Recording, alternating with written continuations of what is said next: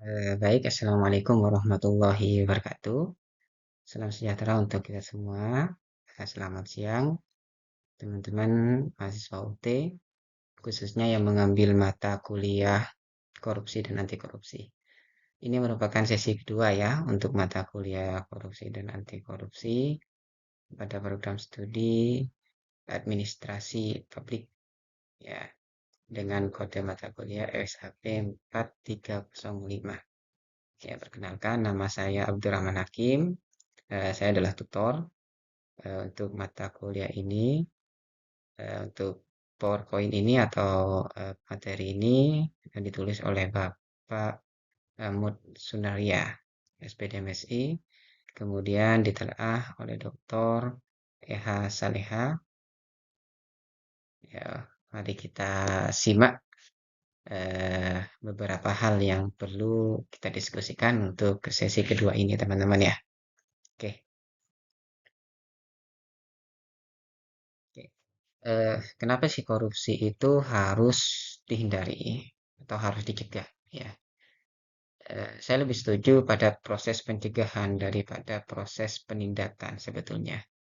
Karena kalau pada proses penindakan itu berarti sudah terjadi perbuatan melawan hukum atau PMH, kemudian juga sudah menimbulkan kerugian pada negara. Yang selama ini kita ketahui bahwa korupsi itu antara jumlah pengembalian ya dan kerugian yang ditanggung oleh negara itu sangat gap gitu ya. Beberapa kasus misalkan ada korupsi yang sampai 100 triliun lebih gitu kan dan hanya pengembalian sekitar 100 miliar gitu dan lain sebagainya. Ya itu sangat ironis memang. Mengapa? Karena kita mengharapkan ekonomi ini tumbuh dengan baik, kita mengharapkan Indonesia ini menjadi negara maju, tapi ternyata korupsi itu masih ada di mana-mana gitu ya. Oke, adapun beberapa dampak dari korupsi di bidang ekonomi. Satu, menurunkan efisiensi ekonomi dan investasi. Banyak kemudian negara-negara pencetak investor besar itu tidak mau pada negara dengan indeks korupsi yang tinggi. Seperti contohnya Somalia gitu ya, kemudian Indonesia gitu. Kemudian negara-negara Timur Tengah itu ya seperti Sudan dan sebagainya itu kan memiliki indeks korupsi yang tinggi sehingga investor itu enggan untuk masuk ke wilayah itu. Ya, kita tahu bahwa dalam beberapa berita kemarin gitu ya dari media sosial itu kemudian disebutkan bahwa investor itu lebih memilih untuk berinvestasi di Vietnam, misalkan di negara-negara Asia Tenggara gitu kan, kemudian Malaysia, Singapura dan sebagainya itu bukan persoalan kita tidak punya sumber daya alam, tapi karena iklim investasi di negara kita ini masih dihantui dengan korupsi. Kemudian yang kedua, meningkatkan biaya produksi dan biaya transaksi. Ya, ini yang juga harus diperhatikan gitu. Mengapa demikian? Karena eh, kita tahu program Presiden Joko Widodo itu sudah bagus ya, dengan adanya tol laut gitu kan, dengan tol antar apa namanya Sumatera gitu ya, kemudian Trans Jawa, Trans Papua dan sebagainya. Itu tujuannya adalah untuk efisiensi. Kemudian biaya transaksinya juga lebih rendah gitu ya. Ya kalau apa namanya distribusinya bagus gitu kan, untuk biaya produksinya juga akan bisa ditekan, kemudian harga barang juga bisa dikontrol gitu. Tapi kenyataannya program yang sudah berjalan begitu bagus itu tidak didukung oleh sistem dalam pemerintahan yang bagus juga. Ya, tentu sangat ironis gitu. Kemudian yang ketiga, menghambat pertumbuhan ekonomi nasional. Ini juga sangat-sangat perlu kita kritisi betul-betul ya, di mana pertumbuhan ekonomi kita itu masih stagnan, ya meskipun di atas 5%, tapi target ya untuk 8% itu kan sangat-sangat tidak bisa ya dicapai. Itu kan salah satu masalahnya adalah ekonomi. Kemudian memperlebar kesenjangan sosial ekonomi ya tentu ya. Sebetulnya ketika pemerintah membuat satu program itu ada objek dari program itu, ya. Jadi tidak semua orang kemudian dikenakan program tersebut. Akan tapi kena permasalahan korupsi, kadang satu ya masalahnya itu disorientasi yang terjadi. Karena orang-orang yang seharusnya kita angkat dengan menggelontorkan APBN yang tinggi itu ternyata tidak menerima hak-haknya. Sehingga ekonominya ya cenderung stagnan bahkan turun gitu. Di sisi lain, orang-orang yang mempunyai kewenangan ya di situ itu malah mempermainkan perekonomian gitu ya. Ya kita kasusnya banyak lah, misalkan kasus Timah gitu ya, kasus Asabri gitu itu, kemudian kasus apa namanya ya kasus di bidang sosial lainnya gitu kan yang dikorupsi. Bahkan dari tingkat terbawah di negara ini gitu ya seperti mohon maaf desa gitu dan sebagainya. Jadi ada dampak-dampak dari korupsi itu untuk masalah ekonomi. Kemudian yang kedua ada dampak sosial. Ya, satu menurunkan kualitas pelayanan publik. Ya, saya sebetulnya termasuk dosen yang tidak begitu setuju dengan pelayanan publik yang muluk-muluk gitu kan. Banyak hal yang harus saya kritisi, misalkan dalam pembuatan surat izin mengemudi gitu SIM itu ya. Saya yakin dari saudara, saya tidak mau apa namanya berspekulasi ya bahwa eh, SIM itu sudah sangat umum di masyarakat harus membayar.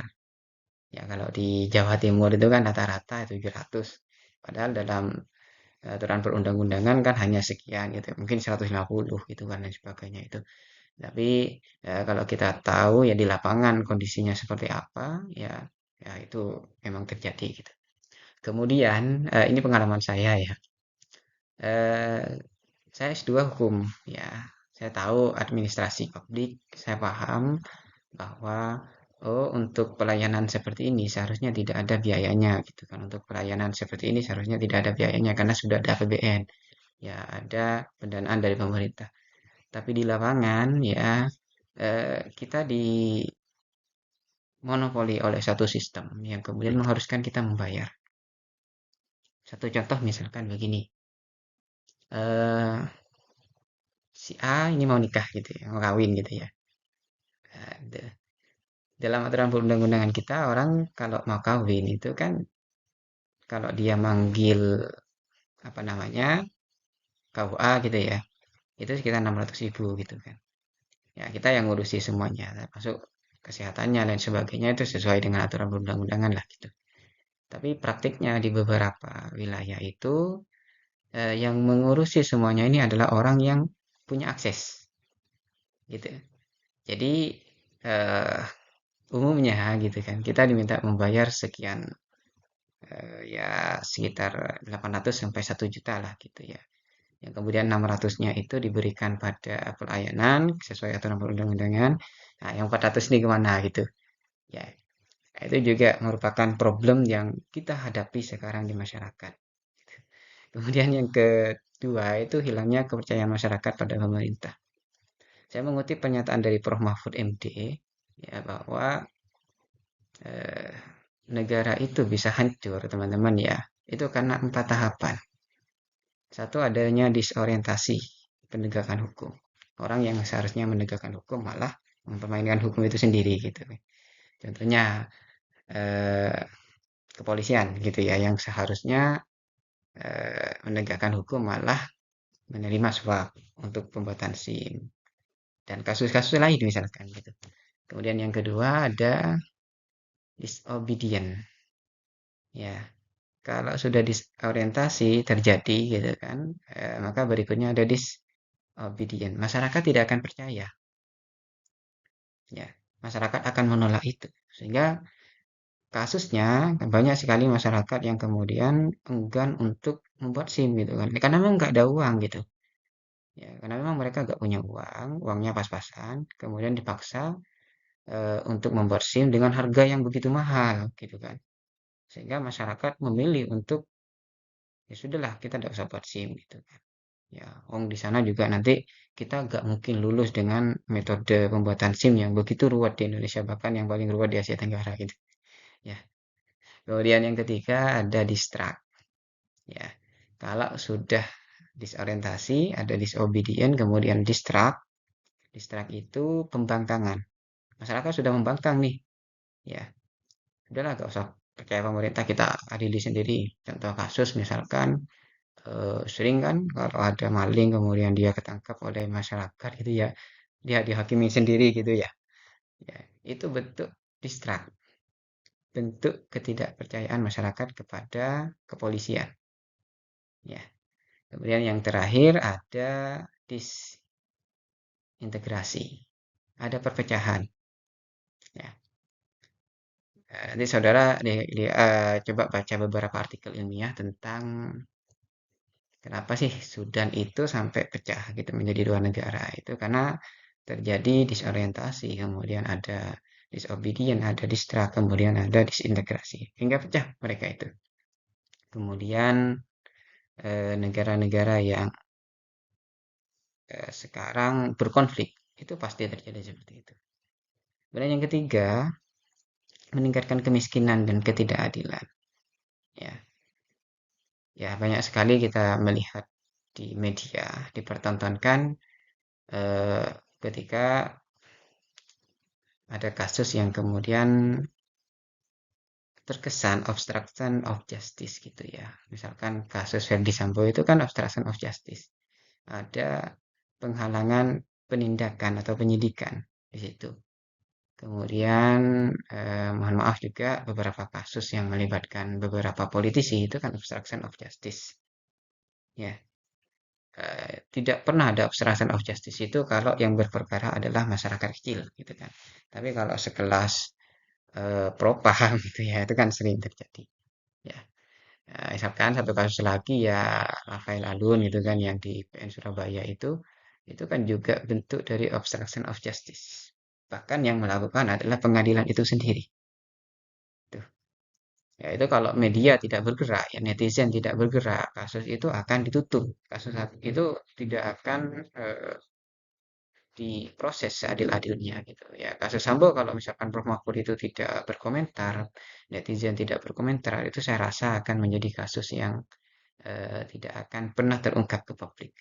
Ya, karena dalam hukum pidana misalkan ya, seseorang itu boleh menggunakan senjata apabila dia dalam keadaan terpaksa. Ya, apalagi aparat kepolisian. Ya dulu klaim dari pihak Sambo itu mereka melindungi diri ya, melindungi diri dari Joshua misalkan ya, sehingga mereka harus mengeluarkan tembakan di situ. Itu bentuk pembelaan sebetulnya agar mereka terbebas dari pidana. Kemudian yang ketiga, timbulnya budaya permisif terhadap korupsi. Kadang masyarakat itu menganggap bahwa korupsi itu masalah negara, bukan masalah sosial gitu ya. Padahal itu masalah masyarakat gitu kan. Berbeda dengan kasus pencurian misalkan yang merugikan personal gitu. Itu malah akan lebih ditindak oleh masyarakat lebih keras. Maka jangan heran kalau misalkan ada orang yang kemudian dia mencuri ayam, dia pukuli habis-habisan, kemudian dia meninggal gitu. Tapi ada orang yang kemudian dia mencuri uang triliunan rupiah, uang negara gitu. Ya, masyarakat malah menerima dia sebagai calon legislatif gitu ya. Bahkan menerima dia sebagai calon eksekutif gitu dan lain sebagainya itu. Itu menunjukkan bahwa ada budaya permisif ya yang dibiarkan oleh masyarakat itu karena memang masyarakat kurang kesadarannya bahwa ini milik kita gitu kan. Ya, kita masih menganggap itu sebagai milik negara gitu ya. Kemudian ada juga dampak terhadap birokrasi pelayanan. Pelayanan publik menjadi lamban dan tidak efisien ya. Saya termasuk lecturer yang mengkritik habis-habisan penggunaan misalkan ya. Dulu mau kuliah, misalnya bukan mau kuliah, mau ngurus apa namanya eh, kesehatan gitu, itu pakai KTP. mau ngurus apa namanya perpajakan KTP juga, mau ngurus ini KTP juga, mau ngurus katanya sistemnya terintegrasi gitu. Kenapa sih masyarakat dibebankan pada yang sifatnya administratif gitu ya, bukan substantif gitu ya? Kenapa sih pemerintah tidak membuat satu sistem, misalkan satu kartu yang kemudian itu fungsinya banyak ya? Misalkan KTP kita dibuat SIM gitu kan, dibuat ATM dan sebagainya, tinggal menanamkan chip dan lain sebagainya. Di beberapa negara Eropa itu sudah diterapkan seperti itu. Tapi di kita mau buat apa namanya pajak setor KTP, mau ini setor KTP, mau bayar PBB setor KTP, pajak kendaraan setor KTP dan sebagainya. Itu kan kita masih bergelut di bidang administratif ya.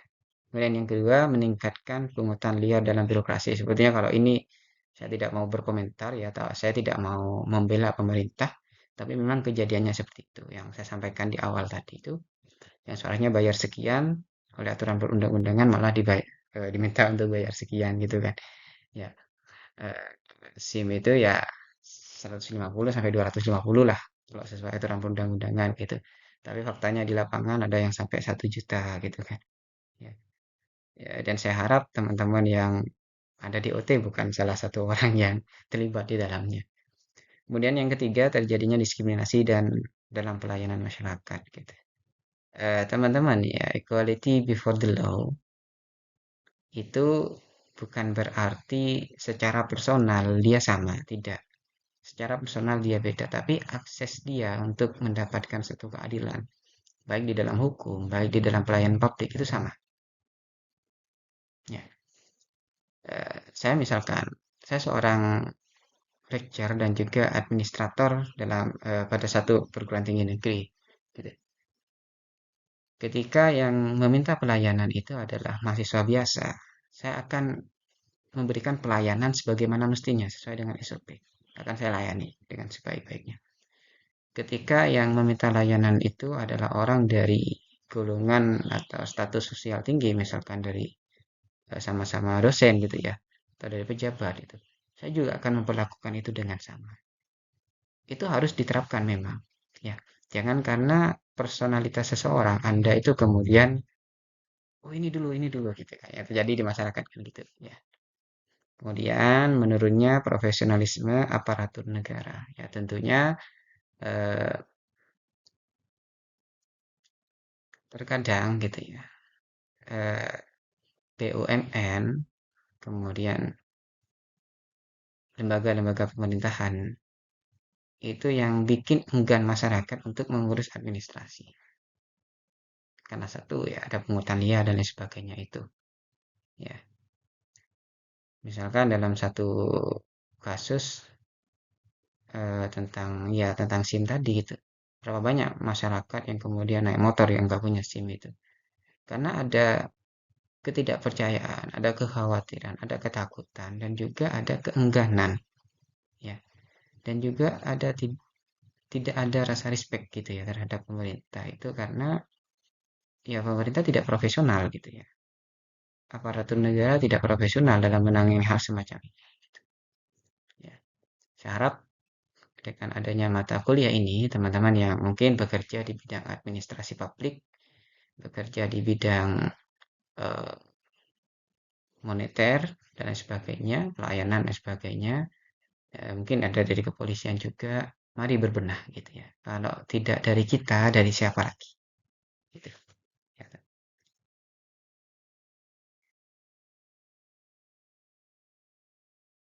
Kemudian ada juga dampak terhadapnya, misalkan melemahnya sistem demokrasi ya. Nah, ini sangat buruk teman-teman ya. Eh, Misalkan nih dalam sistem demokrasi itu seharusnya saya lebih setuju kalau di Indonesia itu aristokrasi sebetulnya. Apa sih aristokrasi itu? Aristokrasi itu adalah satu sistem pemerintahan yang hanya dikuasai oleh segelintir orang, bukan saya menolak demokrasi tidak. Tapi demokrasi itu bagusnya di negara maju, negara yang tidak mungkin masyarakatnya itu menerima money politik, ya.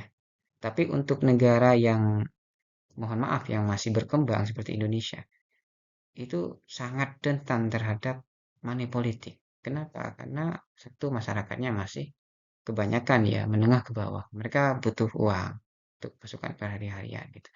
Sehingga mereka libur untuk bekerja gitu kan. Dan mereka juga mencari alternatif lain. Salah satu alternatifnya yang menerima money politik. Kemudian yang kedua, menguatkan praktik oligarki dan politik uang. Yang ketiga, mengurangi partisipasi masyarakat dalam politiknya. Ya, seharusnya partisipasi masyarakat tinggi ya. Kalau bisa nanti sampai 85% lah untuk setiap kali pemilihan gitu ya. Tapi dengan adanya money politik itu terkadang orang-orang enggan gitu ya. Orang-orang yang punya integritas itu enggan untuk kemudian menerima apa namanya, menyalurkan ya suaranya itu.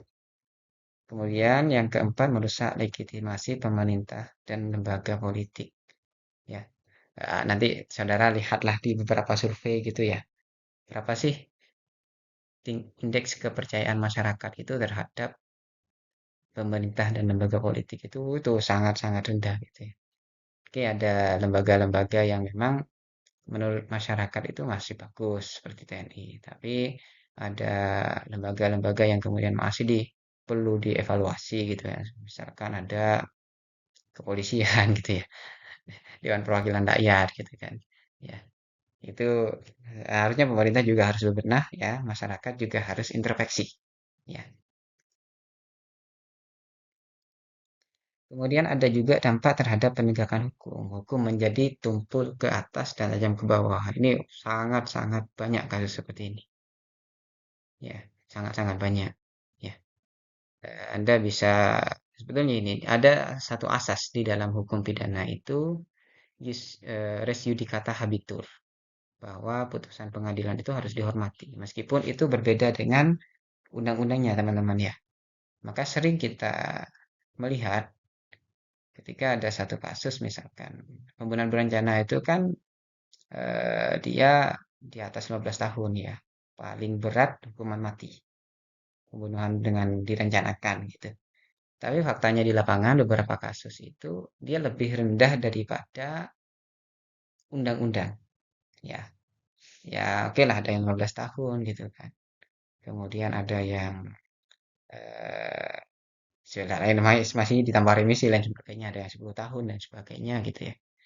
Nah, bahkan di daerah saya itu ya di daerah Jawa Timur itu ya dia melakukan pembunuhan berencana 2017 itu ditangkap, sekarang 2025 ya itu teman-teman bisa dihitung sendirilah berapa tahun dia mendekam di penjara itu.